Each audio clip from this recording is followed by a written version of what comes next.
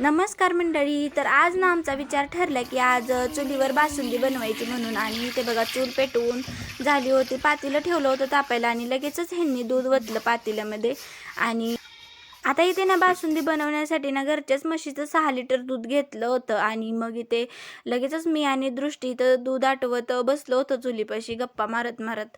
आणि इथे बघा बासुंदी बनवायला ना 6 लिटर दुधासाठी 250 ग्रॅम साखर आणि 3 चमचे वेलची पूड घेतलेली आहे. कमी जास्त ठेवू शकता साखर तुम्ही, कारण थोडी कमीच घ्यायची बरं का साखर, कारण दूध आटून आटून दुधाला अंगचाच गोडपणा सुटतो ना त्याच्यामुळे. म्हणूनच इथे मी पण थोडी कमीच घेतली साखर.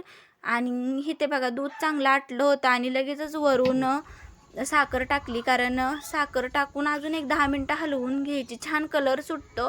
आणि इथे बघा छान कलर पण आलेला आहे. आणि ते 3 चमचे वेलची पूड घालून चांगली अजून एक 2 मिनटं हलवून घ्यायची आणि लगेच काढून घ्यायची बाजूला.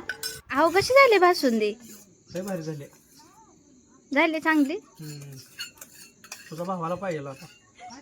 हा भैयांना वे कशी झाली बारकी बासुंदी? तर चला सांगा कसा वाटला आपला हा छोटासा व्हिडिओ ते नक्की कमेंट करून. आणि आवडला तर लाईक करा, शेअर करा आणि आपल्या चॅनलला नक्की सबस्क्राईब करा. बाय.